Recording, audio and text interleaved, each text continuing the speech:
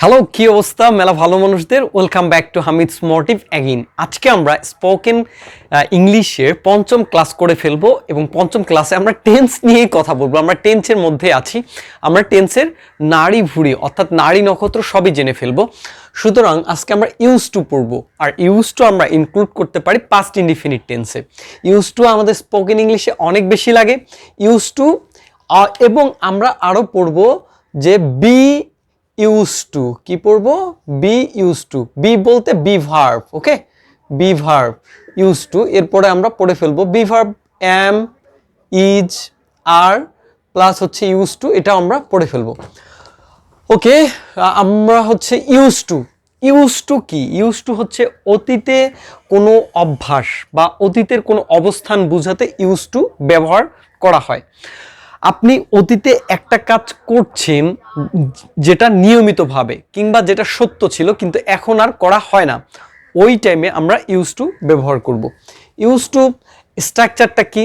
Subject plus use two plus ভার্বের base form. যেমন আমরা শিখেছিলাম ক্লাসে যে V1, আবারও বলে দিচ্ছি V1, V2, V3, এই যে গো, ওয়েন্ট, গান, এটা মনে আছে না আপনাদের? গো ওয়েন্ট গান। তেমনিভাবে এটা হচ্ছে বেস ফর্ম, ভার্বের বেস ফর্ম। তাহলে subject plus use two plus ভার্বের বেস ফর্ম প্লাস অবজেক্ট। তাহলে আমরা কিভাবে করব? আমি ছোটবেলায় ক্রিকেট খেলতাম, মানে কি? আমি ছোটবেলায় ক্রিকেট খেলতাম, এখন আর খেলি না, মানেটা এইরকমই দাঁড়াচ্ছে। I use to play cricket when I was a child. আমি ছোটবেলায় ক্রিকেট খেলতাম। এটা আমরা কিভাবে করতে পারি? I use to play cricket, সি মানে ক্রিকেট বুঝে নেবেন, when I was a child. Okay, তাহলে এটা আমরা কিভাবে করতে পারি?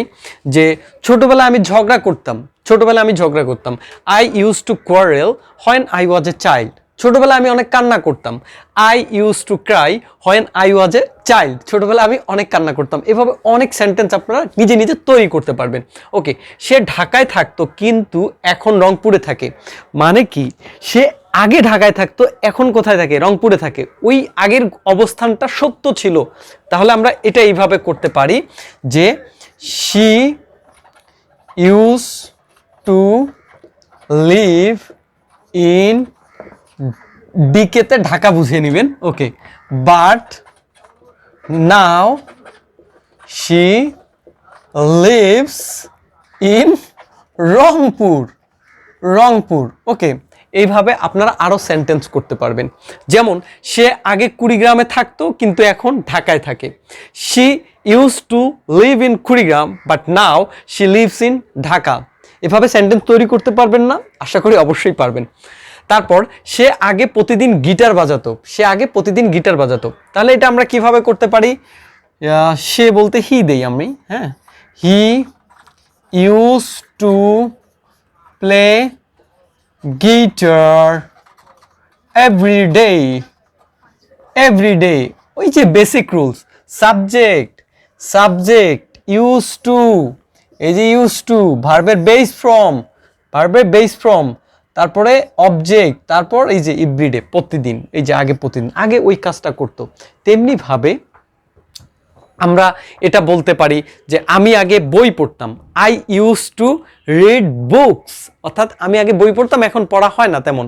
যেমন আমি আগে মার্কেটে যেতাম, এটা কি করতে পারি? I use to go to market.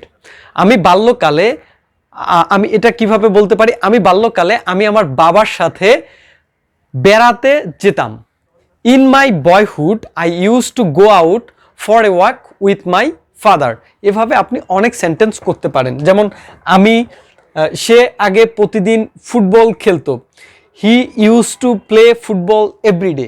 এভাবে সেন্টেন্সগুলো তৈরি করতেই থাকবেন ইউজ টু দিয়ে। ওকে, এম ইউজ টু এবং ইজ ইউজ টু কখন ব্যবহার করা হয়? অভ্যস্ততা বোঝাতে ব্যবহার করা হয়।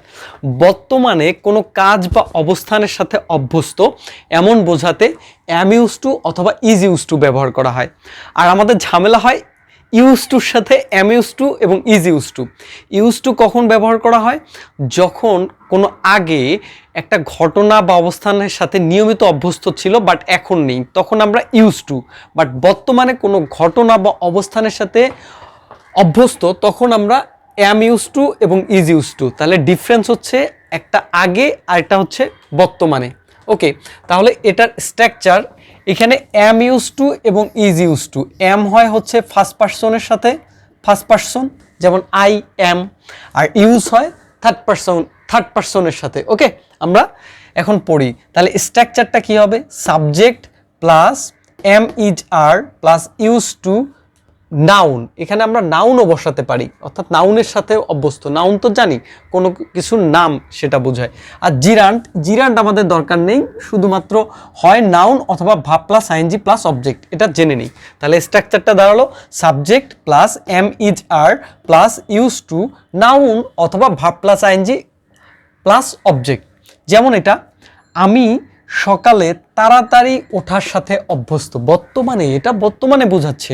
তাহলে এটা কি হবে? প্রথমে আই নিলাম, তারপর এই তিনটা থেকে কোনটা হবে? এম হবে। তারপর এটা হচ্ছে use to. I am use to walking up early in the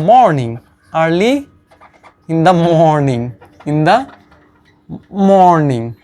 ওকে, আশা করি বুঝতে পেরেছেন। তারপর সে ঠান্ডা আবহাওয়ার সাথে অভ্যস্ত। তাহলে সে, এবার হি নিলাম। হ্যাঁ, হি, এখান থেকে কোনটা আসবে? He is. তারপর এটা ইউজ টু, এখানে কি কোনো ভার্ব আছে? আবহাওয়া বোঝাচ্ছে। তাহলে হি is use to cold weather. তেমনিভাবে আপনারা কিভাবে করতে পারেন যে গরম ওয়েদারের সাথে অভ্যস্ত, যে অস্ট্রেলিয়া বা অন্য কোনো কান্ট্রিতে থাকে, তখন সেটা কি বলতে পারে? হি is use too hot weather. এইভাবে আপনারা সেন্টেন্স মেক করতে পারবেন। বিড়ালটি সোফায় ঘুমানোর সাথে অভ্যস্ত। তাহলে বিড়ালের ইংরেজি হচ্ছে দ্য ক্যাট। তারপর এখান থেকে কোনটা হবে? Third person. তাহলে is. The cat is use to sleeping on the lounge. Okay, এভাবে আপনারা প্র্যাকটিস করতেই থাকবেন। বা আমরা এটা বলতে পারি সে দীর্ঘ সময় কাজ করার সাথে অভ্যস্ত। তখন আমরা কি বলতে পারি? যে he is use to working long hours. সে দীর্ঘ সময় কাজ করার সাথে অভ্যস্ত। তারপর আরও একটা বলতে পারি, সে শহরের কোলাহলের সাথে অভ্যস্ত। She is use to the noise of city. সে শহরের কোলাহলের সাথে অভ্যস্ত। আরও বলতে পারি, আমি এখানে মশলাদার খাবারের সাথে অভ্যস্ত। বা আপনি কোনো কান্ট্রিতে গেছেন, তখন আপনি একটা মশলাদার খাবারের সাথে অভ্যস্ত হয়ে গেছেন। I am use to the spicy food here. এভাবে আপনারা অনবরত কন্টিনিউয়াসলি প্র্যাকটিস করতে হবে।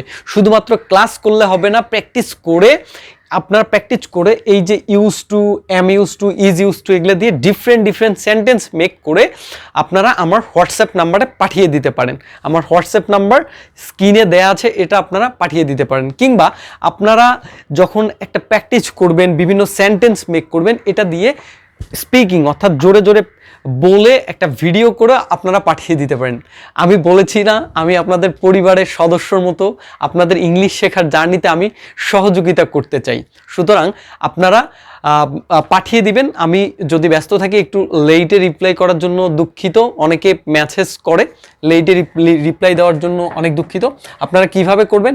যেমন এটা বলতে পারেন যে আমি সকালে তাড়াতাড়ি ওঠার সাথে অভ্যস্ত। এভাবে ভিডিও মেক করেন। I am use to walking up early in the morning. তারপর সে ঠান্ডা আবহাওয়ার সাথে অভ্যস্ত। He is use to cold weather. সে ঠান্ডা আবহাওয়ার সাথে অভ্যস্ত। He is use to cold weather. বিড়ালটি সোফায় ঘুমানোর সাথে অভ্যস্ত। The cat is use to sleeping on the lounge. এভাবে ভিডিও করে আপনি আমার হোয়াটসঅ্যাপ নাম্বারে পাঠিয়ে দিতে পারেন। আমি অ্যাসেসমেন্ট দিয়ে দেবো। So don't forget to subscribe my channel for more interesting video. Stay with Hamid Smartive. আল্লাহ হাফেজ।